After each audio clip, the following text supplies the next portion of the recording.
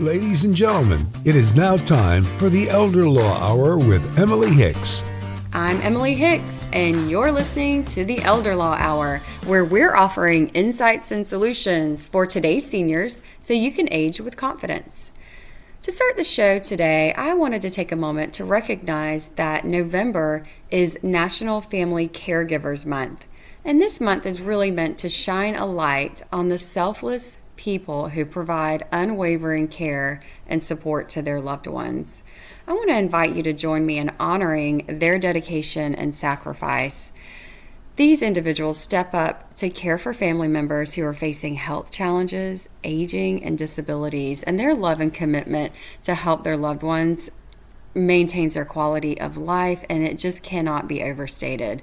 So this month is a reminder that caregiving is not only a role, but it's also a vital part of our healthcare system. Caregivers make it possible for their family members to age gracefully at home and receive the care that they need, and that contribution is really immeasurable. So during November, let's acknowledge the challenges that they face. Let's acknowledge their physical and emotional stress and encourage them to prioritize their self-care and seek assistance when it's needed. Because let's face it, the support from friends and other family members and the community and resources that are out there really can make a world of difference. So let's celebrate National Family Caregivers Month this month in November, because I really hope to inspire the more appreciation for caregivers everywhere. And let's, have a conversation about what their needs are. If you are a caregiver or know someone who is, please take a moment to recognize and thank them in your life. We have a great show for you today. We are talking to Sean McHale about, speaking of caregiving, we're talking to Sean McHale with St. Michael's Home Health about how to pay for home health care and when it's time to look for someone to help with caregiving at home. Also, Brittany Darling is back, and we're going to be talking about what celebrity estates made the most money in 2022.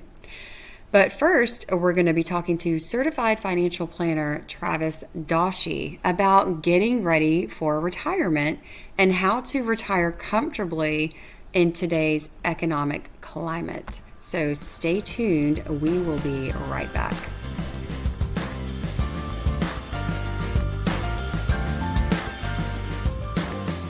Welcome to the Elder Law Hour with Emily Hicks.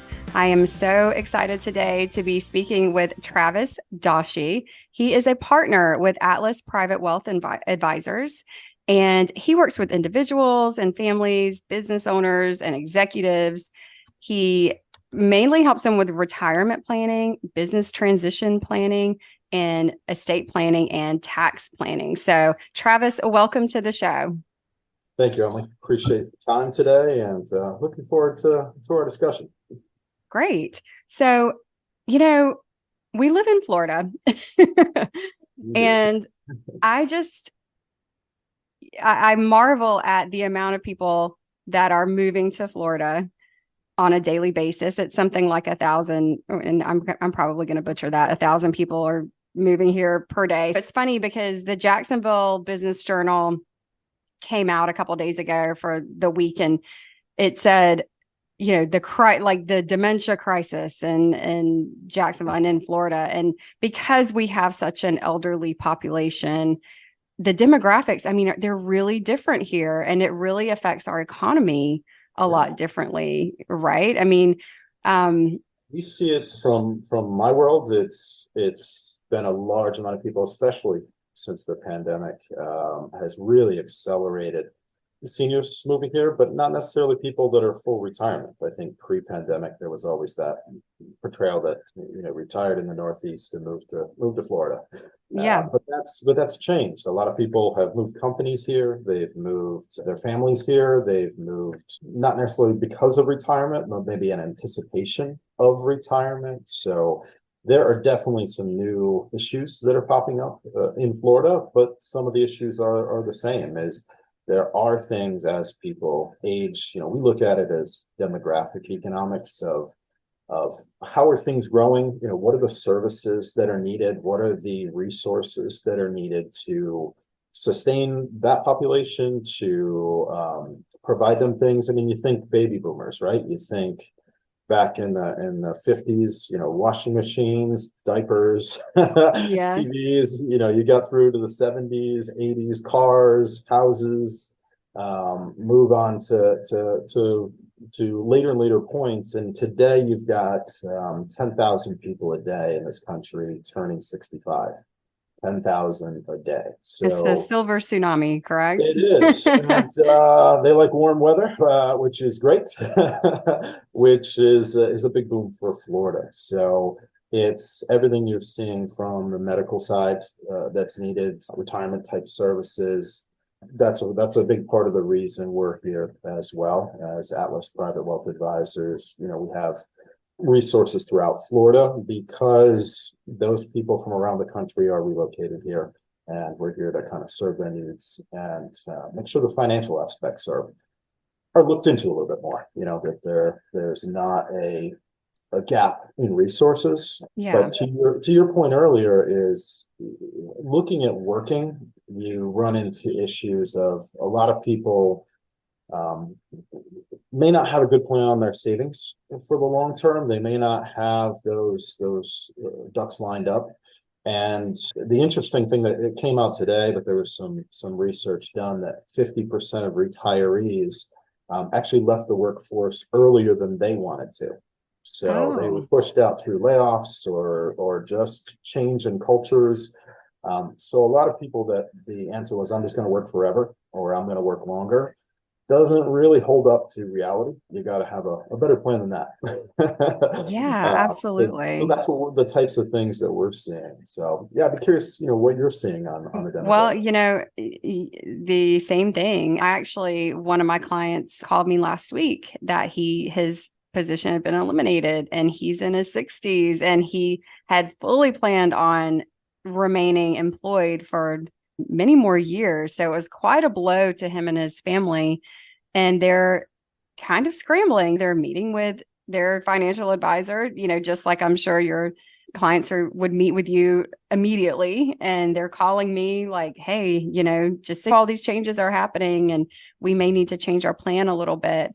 So yeah, absolutely. I mean, I think it seems like there's just a little more uncertainty nowadays. Like it feels, and I know we have a lot of competing, interests in media attention and a lot of divisiveness out there. And I think it takes a toll, I think, on people. I mean, it can be a bit of a scary world for me, and I'm in my 40s, I'm like, I didn't grow up with social media and all of these things, but I've certainly adapted to it, probably more so than, well, I say that, but when I go on Facebook, I do see a lot of people that are older than me on Facebook. I'm not gonna lie. So maybe they've adapted better than I have, but it's just such a different world. And I really can't fully imagine the person that has lived through all of these changes since even the 50s, but before. Can you imagine? My dad talks about like remembering the first time they got a television, now it's like my kids are watching TV on their iPad or whatever, it's just so different. But yeah, I mean, as far as tightening the purse strings and all of the things that people are looking at doing, my jaw drops when I go to the grocery store. So, what are some things that people can do? I mean, what are you seeing as far as how are people getting through this right now? I think the key is having a plan. As a certified financial planner, that's where we start, is having the end in mind, begin with the end in mind, having a strategy to build the assets, and also you got to have that mental understanding that you're going from save mode to spend mode. You've been working your whole life to build up assets, to put money away. It's a hard transition to switch into that, even if you've got all the assets you would ever need to do it. So I think you have to have that strategy. You have to have a plan. You also have to have that flexibility to change direction when life throws curveballs at you. So it's about not getting caught off guard. We call it financial independence when we're planning for this. It's not retirement. You don't have to stop working. But when do you have enough resources? When do you have enough cash flow assets to choose to go to work tomorrow or to not? And Yeah. when Have a you're bit at more that point, freedom. yeah, Yeah. exactly. When you're at that point that you're incredibly comfortable to make that decision, it makes going to work optional. And I see a lot of people transition out at that point comfortably, and they're set for retirement. We have an incredibly high probability of them outliving their monies, and we've taken all the necessary precautions on the back end to say, are there insurances in place? Is there estate planning in place? Is there life insurance in place? Long-term care, all those issues that need to be addressed. We've checked the boxes, and it just becomes a choice at that point. Do you want to go tomorrow or not? And I've had a lot of people in the same situation you described.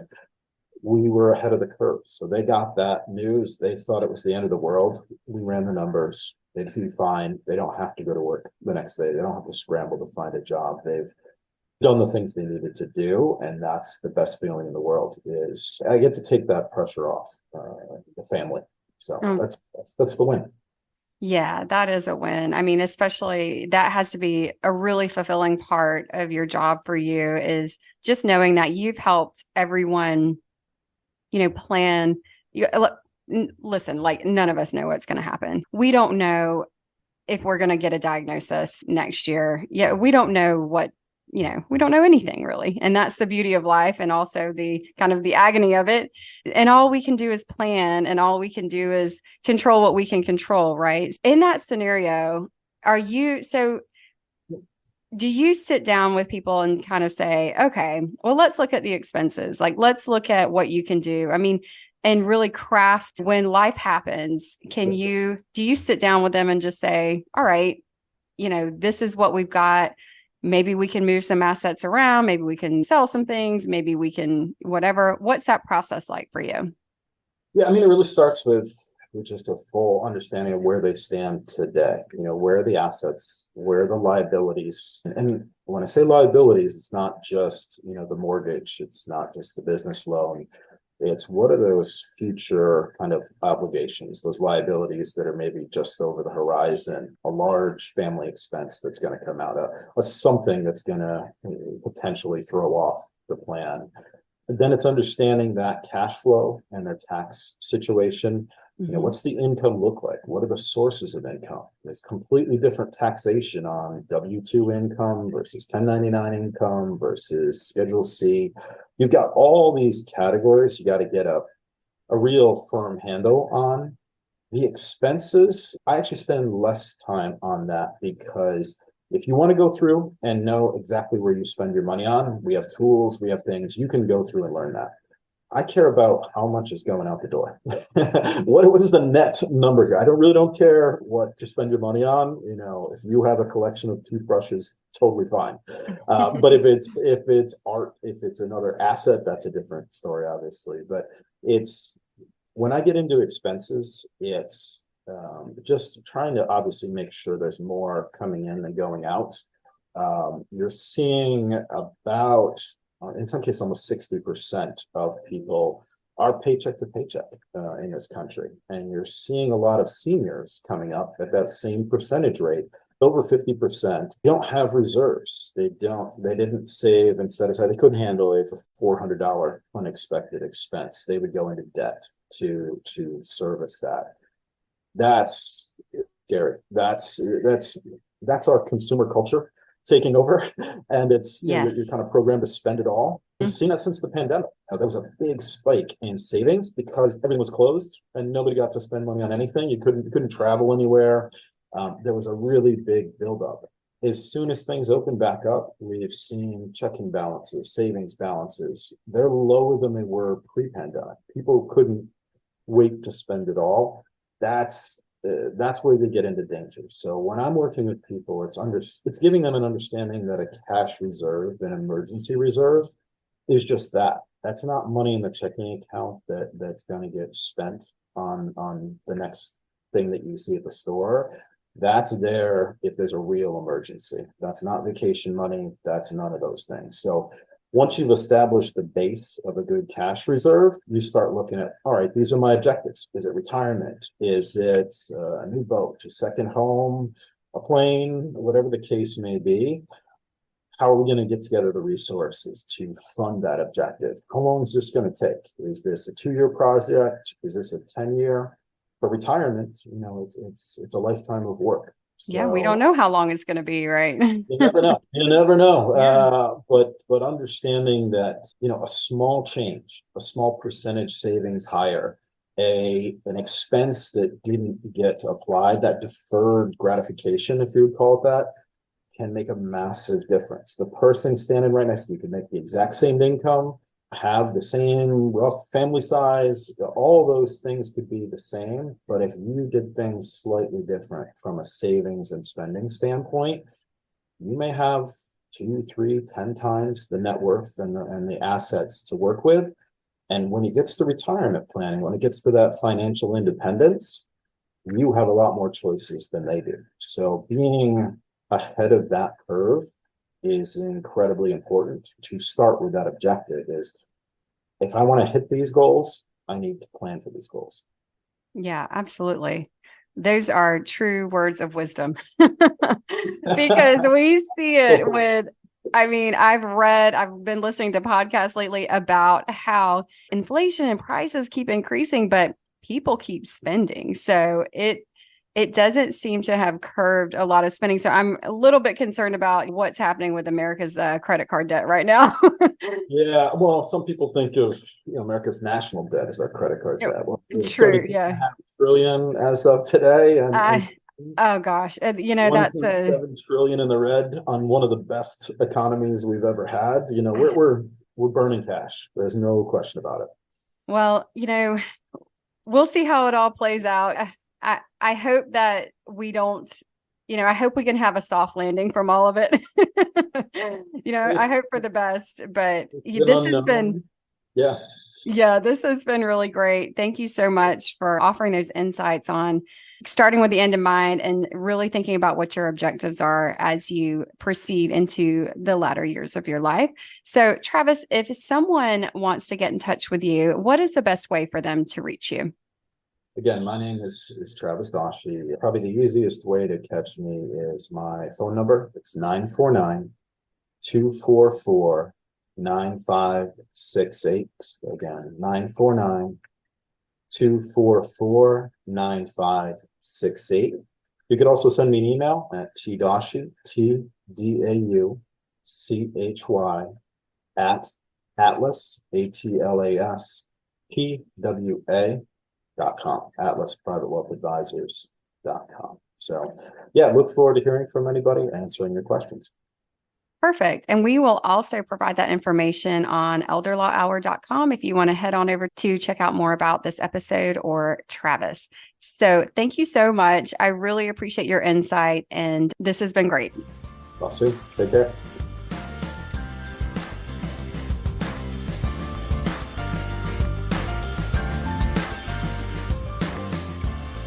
Welcome back to the Elder Law Hour with Emily Hicks, and I am here with Brittany Darling from Emily Hicks Law, and today we are going to be talking about something really fun, and it's called Dead Celebrities.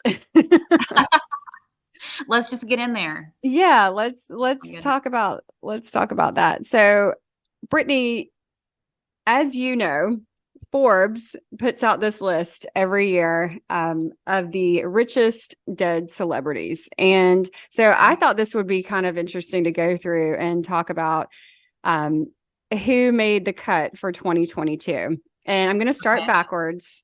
I believe we have 13. So I'm going to start backwards. And number 13 is going to be George Harrison from the Beatles.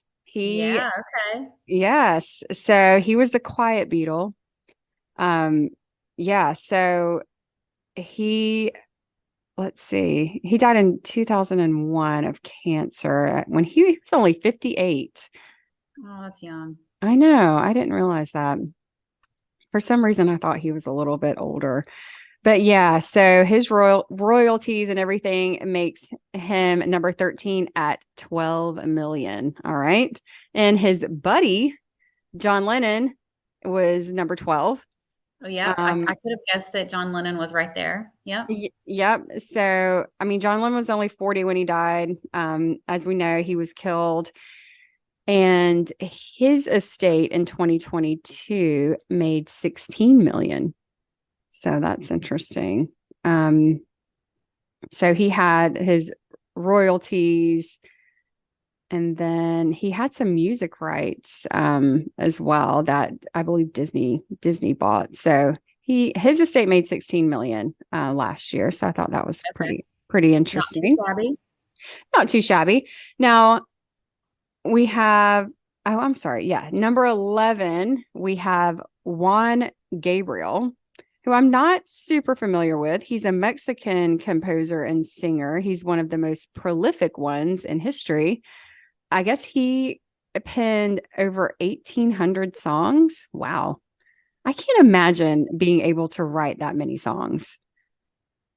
I mean, yeah, that's just trouble making to-do lists every day. So writing that many songs seems very out of reach. Well, I tell you, my friend and I took all of our daughters she has 2 daughters. I have 3, as you know. We took them to the Taylor Swift, not the concert, but the movie concert the other day. And as we're going through it, I was thinking, she's 34 years old and has written so many songs. I mean, I know this sounds funny, but she's, I was like, wow, I thought she had written a lot of songs, but she's got a lot to go. She's going to catch up to this guy because 1,800 songs.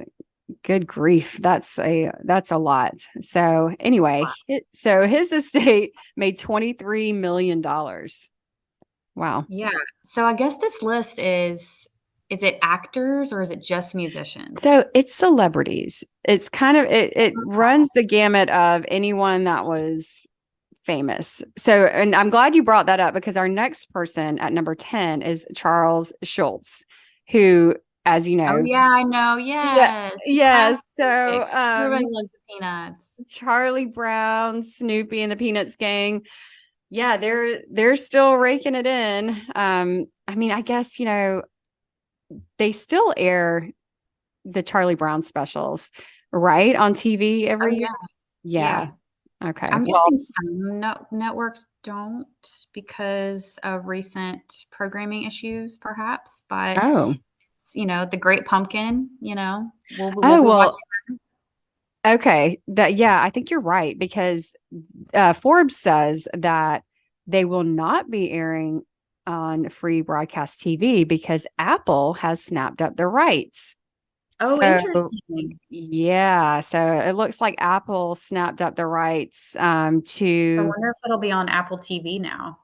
Probably. So it looks like it's the Great Pumpkin, Charlie Brown, and a Charlie Brown Thanksgiving and a Charlie Brown Christmas is not going to be on TV anymore because Apple bought them. So, oh well. Anyway, Charles Schultz estate made 24 million. So that's maybe great estate, Charlie Brown. I mean, exactly. So, he number 10, he made $24 million. I'm assuming that little Apple purchase had a little bit to do with that. And so number 9 is Jeff Porcaro. I don't know if I'm pronouncing that correctly. Now, this guy, he was 38 when he died in 1992 of a heart attack. Okay. Now, this is interesting because I don't know. I didn't know who this was. He's the drummer from the 80s band Toto. And the article says he doesn't have nearly the same name recognition as the rest of the list, but he was an industry legend because not only did he co-write the platinum certified song Africa, he was the go-to. That's what I was thinking. Yeah, exactly. He was the go-to studio drummer for Quincy Jones, and he kept the beat on the best-selling album of all time, Michael Jackson's Thriller. Interesting. Okay. So he also collaborated with Steely Dan, Eric Clapton, Paul McCartney, and Bruce Springsteen, and his publishing and recording royalties were snapped up by Primary Wave. Okay. So maybe that's what threw him on the list this year, is because all of his publishing and recording royalties were bought in 2022, it sounds like. So, he's a dark horse. I mean, yeah, that's interesting. All right. I mean, I honestly like that song. So I do too.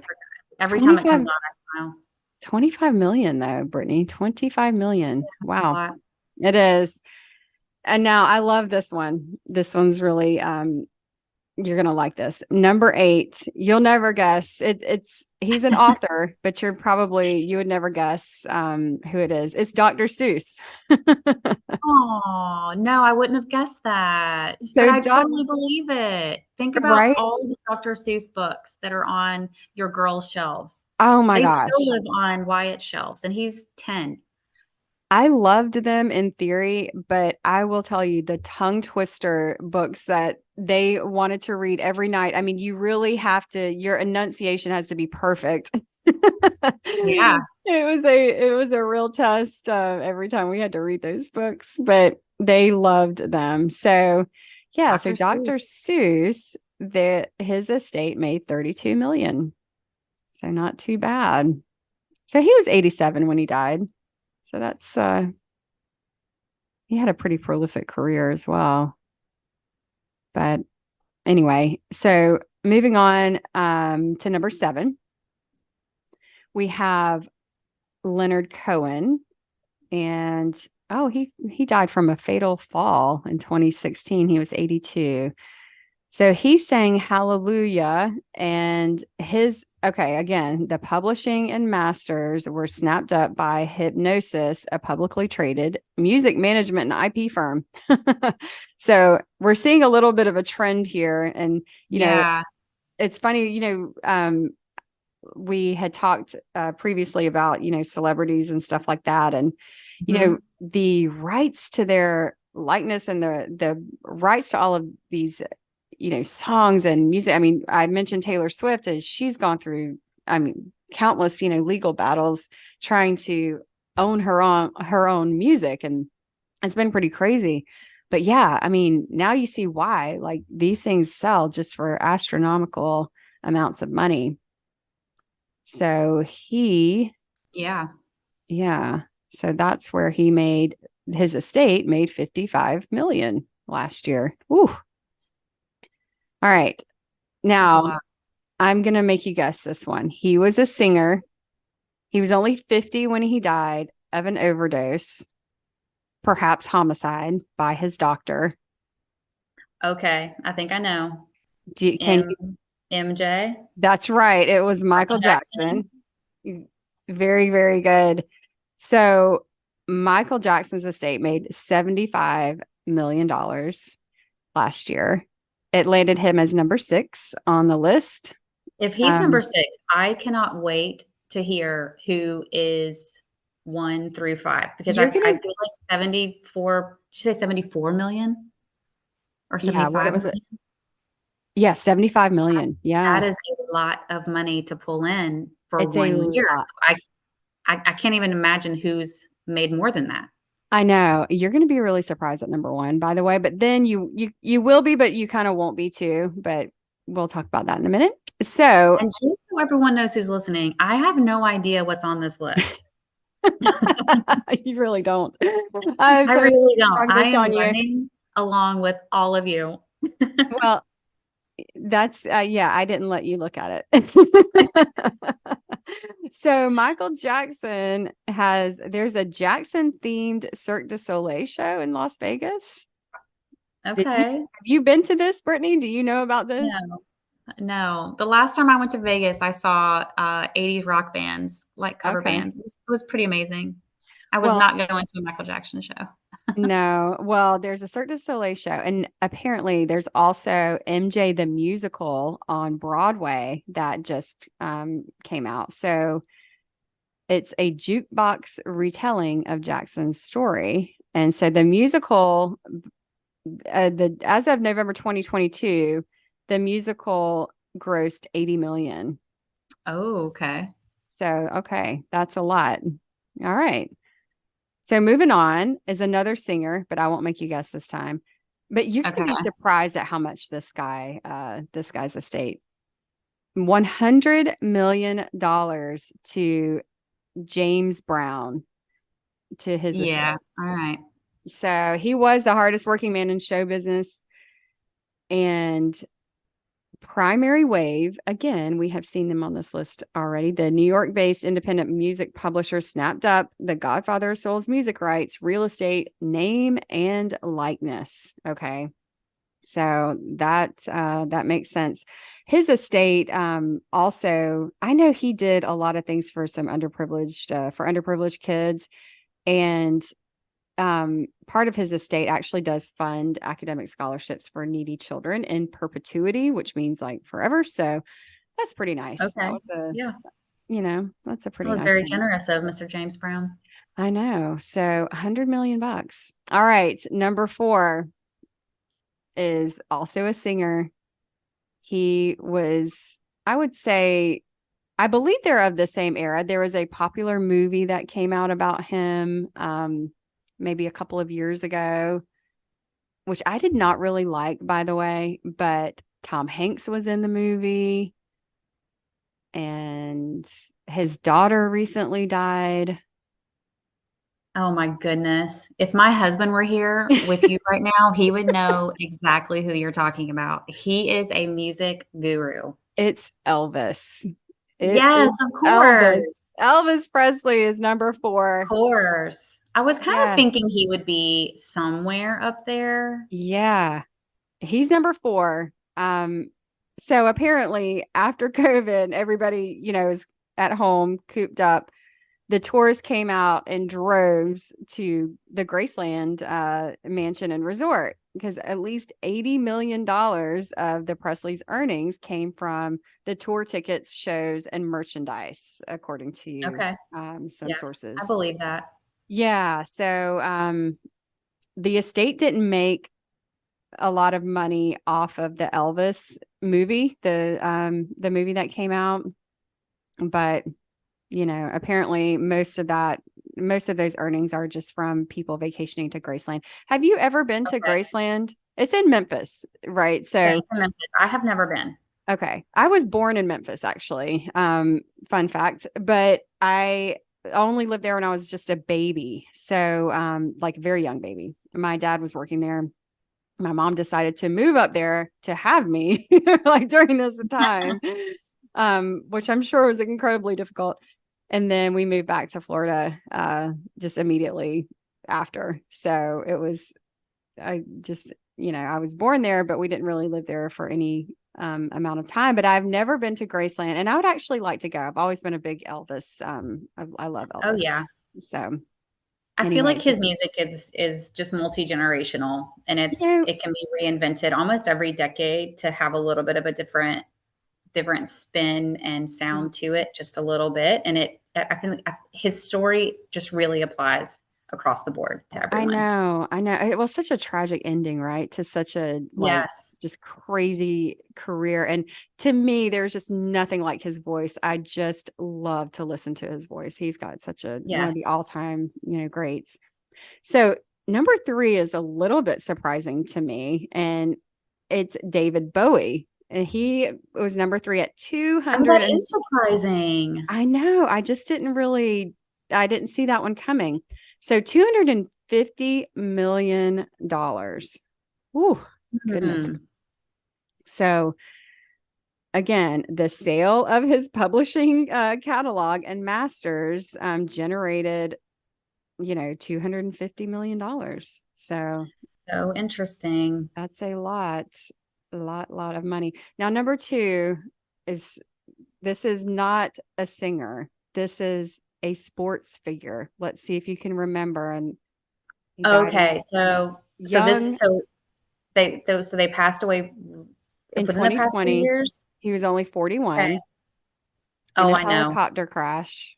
It's got to be Kobe. It's Kobe Bryant. So his estate raked in $400 million. And from how? Apparently, so in November of 2021, Coca-Cola had agreed to buy out the 70% of body armor that it didn't already own for $5.6 billion. And the Bryant's estate reportedly received $400 million in proceeds from that sale. So he had a stake in the energy drink body armor. And he actually served on the board. I didn't realize that. No, I didn't know that either. Yeah. So, and then when Coca-Cola came along and agreed to buy it out, when that all got finalized, they received $400 million from that sale. So that's interesting. So this brings us to number one. This is an author. Okay. All right, give me a hint. Give me a hint. Oh gosh. If I give you like, I'm trying to give you a hint without giving you like an obvious one. Let's just say Middle Earth. That's kind of a bad hint. If I say an Hobbit, author. Yeah, if I say Hobbit, like, is it about a popular Hobbit? It perhaps is. Okay, yeah. All right. So it's I know Tolkien. who you're talking about for sure. Yeah, it's J.R.R. Tolkien. This is interesting. A Swedish video game company, Embracer, announced its acquisition of Middle Earth Enterprises in August and didn't disclose the deal price, instead opting to share that they'd spent $788 million on 6 acquisitions, including Tolkien. But one clever hobbit told Forbes that Embracer spent at least $500 million for Middle Earth Enterprises, a number Embracer didn't refute. And after the deal closed, Embracer will share the Shire with a multitude of other companies who own other pieces of Tolkien's intellectual property, including HarperCollins, Amazon, Warner Brothers, blah, blah, blah. So it's been described as the most complex IP rights split in history. So interesting. 500 million is the number one. Yep, $500 million. Good grief. That's a lot of money for some stories. No, don't get me wrong. Don't get me wrong. It's wonderful. It's like hugely popular. But I wonder, Brittany, do you think, and obviously she's still alive, but J.K. Rowling, who wrote Harry Potter, what do you think? I mean, I think she would take the cake on that. I think it would be more than Tolkien. What do you think? Oh yeah, I agree. I think just knowing what her, just the Harry Potter at Universal and just all the things that she has going on, I would totally believe that she would earn more than that if she decided to sell her intellectual property. For exactly. Sure. Oh my gosh, because that's so. I feel like it's really interesting that this, for the year 2022, all of these celebrities, choices were made on their behalf to sell their intellectual property, and I just think that's a really interesting fact to mention because they did not make the choice themselves. Right. It does bring that up, like, what their wishes would have been. But, I guess it's really hard to turn down the money. I mean, if someone, we're talking just tons and tons of money for those rights. And perhaps the family doesn't want to manage it anymore. You just never know. Yeah. I mean, that's got to be hard to kind of keep going and going. But anyway, so I thought that was a really kind of a fun one to talk about and very interesting. I didn't see Tolkien being number one, but I can certainly see why, with that acquisition. But there was definitely the theme, right? The theme of the purchases of the rights and of the IP, the intellectual property that these people have owned in their lifetime. So anyway, I thought it was kind of fun. We'll see what the list brings next year. Probably more of the same. But yeah. So thanks for having me. Yeah, thanks for being here, Brittany. Welcome back to the Elder Law Hour with Emily Hicks, and I am so happy to have Sean McHale here with us as a guest today. He's the owner of St. Michael's Home Care. Sean, welcome back to the show. Thanks, Emily. Happy to be here. Thank you so much for being here. We have a lot of different topics that we've been able to cover with you throughout our segments with you, and I really appreciate that. And today I'd like to talk a little bit about someone who's needing home health care services. And, maybe they've gotten a great referral to your agency. When you meet with them, what are all of the ways that one can actually pay for these services? Because this comes up quite a lot with my planning when perhaps I'm doing an estate plan with someone and maybe they have long-term care insurance, maybe they don't. More often than not, I see that they do not have it. And so we talk a little bit about, if they have a history of Alzheimer's or something like that. I'm thinking of a couple of clients in particular are very concerned about paying for it. So we look at their financial situation, and certainly if they have enough money and we can sort of calculate that out, then sometimes it's an issue, sometimes it's not. More often than not, it's going to be an issue because we can't really predict the future, right? So what are the different ways that someone can pay for home health care? Well, first, the easiest one would be paying privately, paying out of your own pocket. We have many people that are able to do that. And some of those individuals may only need care for 1 or 2 days each week. And so that cost, of course, will be relatively low compared to someone who may need care 24 hours a day, 7 days a week. A lot of people will pay privately. As you alluded to, another option is some people have a long-term care insurance policy. So, of course, with those policies, as you know, there's a daily allowance of how much money the insurance company will pay for home care services.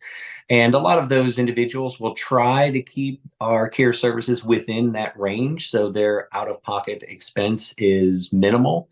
So we certainly can work with those individuals as well. There are some individuals that are veterans or even a surviving spouse of a veteran that have what's called aid in attendance. It's it's unfortunate that it is still, after so many years, not very well known around the veteran community that it's specifically for lower income veterans that is set up like a pension plan to pay for home care services. So every veteran I meet, I always try and see if they may qualify for that, because that's a nice service to have. And another one that is frequently used is a Medicaid waiver program through the state of Florida. There's a few insurance companies out there that have that program. We work with United Healthcare. I know Aetna has one as well. And again, those are for a lower income segment of the population, but it is a great service for those people who do need home care services. So there's quite a few ways that people can pay for the service, and we certainly will work with all of them because, of course, our goal is just to provide care to individuals who need the help. Absolutely. And I'm so glad that you mentioned that about the VA, because Jacksonville, we are home to a lot of veterans here, and they are very uneducated as to what all they're entitled to. It's such an important topic to cover because, as they've served our country, they're certainly entitled to be taken care of, especially at in the sunset hours of their life. You mentioned a lot of ways to pay for it. One thing that comes to mind is a typical scenario that we see a lot is someone has had perhaps a fall. Okay, they've had a fall at home and then they have been hospitalized and they, need the rehab services. So how does that play into when that person is out of rehab and they come home? Do you see is that a typical client for you, someone that is going to engage you in that scenario? Because I see a lot of that play out with my practice of what happens as people age. Sure, absolutely. It's very, very frequent that someone will go to, if they have a fall or they go to the hospital, have a short stay there, and oftentimes go to a rehab facility for a few weeks, maybe a month or so, and then they're sent home. This is a very, very common thing for us to where people need some additional assistance when they do get home. They may not need care for a long period of time, but they need that help while they are still rehabilitating. So we can certainly play that role as an agency to have a caregiver come in, even if it's just for a couple of days, a couple of weeks. If we know the goal is to get to a point where you don't need home care anymore, then that's our goal too. So we can certainly work with people, work with those therapists to learn in great detail on what those limitations are physically that those individuals have when they come home, so we can obviously prevent another injury and a resubmission to the hospital, but also for them to gain that strength and get rid of that fatigue and that muscle weakness to where they can be independent again on their own in their home. Right, because your services are really, we talked in a previous show about ADLs, activities of daily living. And really that's what you guys are covering, right? So, I mean, I think it's one of the big mysteries, or one of the questions that we all have to ask when we're in this situation is really, what can the person do? What level of service do they need? Is in-home care appropriate for them, or do they need skilled nursing care? So how do you make that determination, and how does one know that the in-home health provider is what they actually need? Well, in terms of someone who's being discharged from a rehab facility, the best information we can get is from those therapists that are working with those individuals at that moment.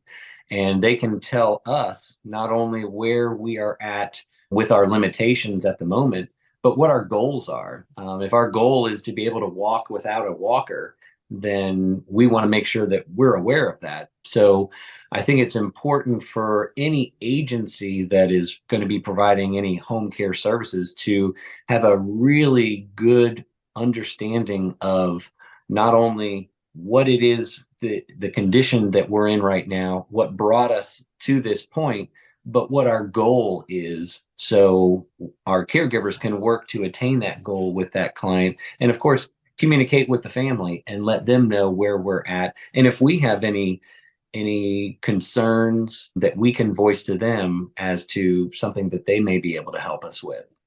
Right. And as the situation progresses, let's say, okay, you're working with a client and maybe they've gone through rehab, and they've gotten to a point where they can go home, and they've engaged your services, and let's say it's been several months and some cognitive decline has started to happen, or the caregivers and the family members have started noticing some changes. So what's the process like for you guys? Because it sounds to me like you have a really great system of documentation and a really great way to stay on top of what the physical and perhaps mental changes that are occurring with the patient. So what does that look like on your end?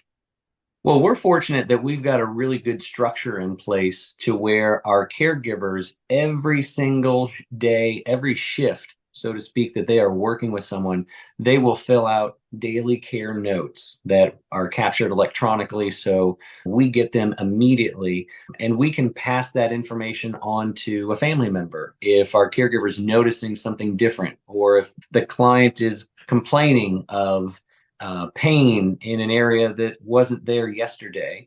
It's important for those caregivers to communicate with the families. But again, with us, we're fortunate that we have a nurse that works on our staff that oversees the care that our caregivers are providing. So she can be alerted too. And if she sees a red flag in those notes, immediately can call the family member to let them know that, hey, it looks like your mother may be having a UTI, or there may be a bed sore that may be approaching if we don't take some action quickly. So it's good for us to be able to have those checks and balances to be able to alert family members if there is something that needs attention right away. Right. And we've talked a lot about dementia and cognitive decline. And it sounds like you guys really have a great way of handling those types of situations. So, are you able to help people's loved ones that maybe have one of those, like dementia or Alzheimer's or something like that? Are they able to stay in the home for at least some time with you guys so that they can be at home as long as possible and age in place as everyone wants to do? Sure, absolutely. And I think that almost everyone that we provide care for has some varying degree of dementia. Some may be very mild to where they're able to thrive at home with just some additional assistance of cueing to do certain activities. But then on the other side of the coin, you may have some individuals that maybe not be able to be left alone. Maybe they may try to cook something on the stove and it could cause a fire, a dangerous situation. So I do think that a lot of people are able to age in place in their own home. I think that's what most people want to do, especially when considering dementia, where you may forget things and your memory may have some memory loss to it. Being in your own home, around your own surroundings, your same photographs, your same furniture that you've had for a long period of time can give people that comfort. So sometimes when people move into a memory care unit, it's difficult because their surroundings have changed dramatically very, very quickly. So some people don't adhere to those changes very well, but some do. Sometimes moving to a memory care facility is the right move. Sometimes it's not the right move. But it really just depends on the family dynamic and how much help someone is getting in their own home with cueing, and if they're able to provide for themselves, and if they're able to keep moving forward those goals that they have in their own home. Yeah, and it's such an incredibly difficult situation for a family member, right? I mean, a lot of times during the early stages, perhaps a son or daughter is at home with a parent, let's say, and they're doing their best. And I mean, for those of them who, like, I have a client right now, she's working full time, but she's also taking care of her mother, and it's a lot for her. It's very stressful. I can see her kind of wearing a little bit thin, as the time goes by, because it's just such an enormous burden. So I believe that soon she will be in need of your services, Sean, of your company, because, it's just not something that is sustainable for one person to take on for that extended period of time, right? Yeah, it's difficult, and it can wear on that caregiver if it is a spouse or a family member, like a daughter who's constantly going over and helping out mom with this and that. It's doable for a short period of time, but it will wear on that caregiver and cause more, maybe some physical and emotional problems for that caregiver as well. And maybe they're neglecting something else in their own health. So it can be a challenge if it's if that's supposed to be the long-term solution. I know. And so many people feel like it's their moral responsibility to take that on. And I always tell people, you're not a nurse, unless that is their profession. But most of the time it's not. And I think, a lot of times that could be actually a disservice because you perhaps are neglecting your own family in that situation too. So in order to keep everyone on the same page, I can see how the supplementation of an in-home healthcare provider would be a really, really wonderful service. Absolutely. Absolutely. Well, thank you so much. That was a great little overall talk about in-home healthcare services and how one can pay for those, and then how one knows that they need to engage in the services such as Sean's. So, Sean, thank you so much for being here. If one of our listeners would like to get in touch with you, how can they do that? The best way to reach us would just be to go online. Our web address is stmichaelshomecare.com, or you can Google St. Michael's Home Care and find us there. Thank you so much for being here today. Thanks, Emily. Thanks for having me.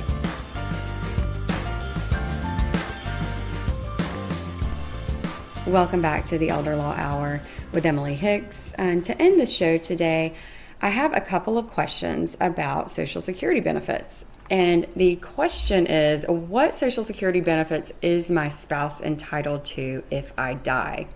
Now, if you pass away, your surviving spouse may be entitled to various Social Security benefits depending on their age, your work history, and the circumstances of your marriage. Now, there's some key benefits that your spouse may be eligible for, and the first one is the survivor's benefits. And if you have earned enough Social Security credits, your surviving spouse, who is at least 60 years old, or as early as 50 if they are disabled, may be eligible to receive survivor benefits. The amount they receive is based on your earnings history and their age at the time of claiming the benefit. There's also widows or widowers benefits. If your surviving spouse is at full retirement age, they can receive full survivor benefits. If they choose to take these benefits before reaching full retirement age, the amount may be reduced. Then there's disabled surviving spouse benefits. If your surviving spouse is disabled and the disability began before or within 7 years of your death, they may be eligible to receive survivor benefits as early as age 50. Benefits for a surviving divorced spouse. Now, this is a little known benefit that even if you have a prior marriage and have been divorced, your surviving spouse, if they are surviving divorced spouse and they meet certain criteria, they may be eligible for survivor benefits based on your work record, and we'll talk more about that in just a minute. And there also may be a lump sum death payment. In addition to ongoing monthly benefits, a one-time lump sum death payment may be available to a surviving spouse or dependent children. This payment is a flat amount and it's separate from the ongoing survivor benefits.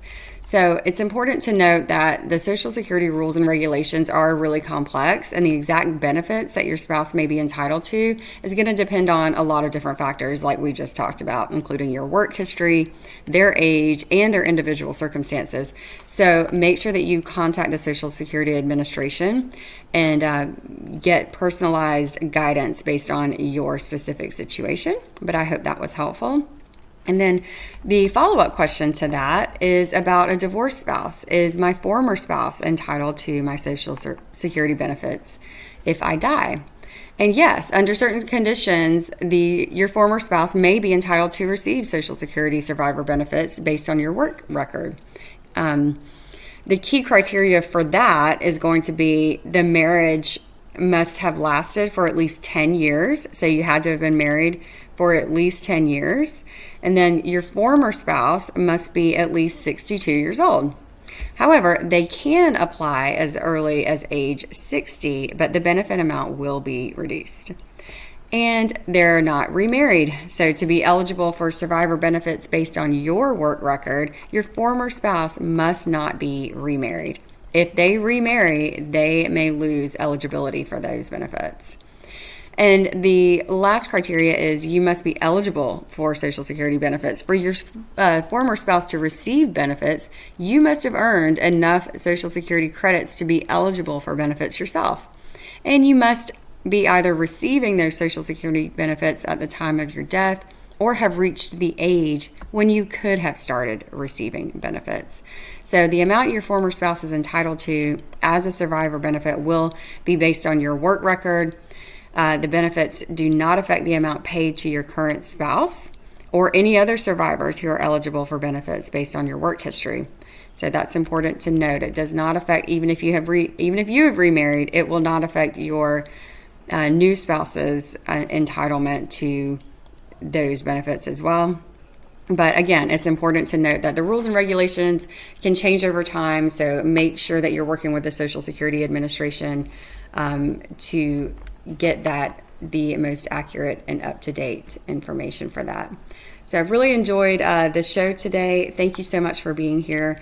If you want more information about today's show, please head on over to the elderlawhour.com. I'm sorry, elderlawhour.com. Do not put in it's not on there. elderlawhour.com. And this has been Emily Hicks. You've been listening to the Elder Law Hour, and we will catch you next week. Thank you for tuning in to the Elder Law Hour with Emily Hicks. Join us this and every Saturday for the Elder Law Hour with Emily Hicks.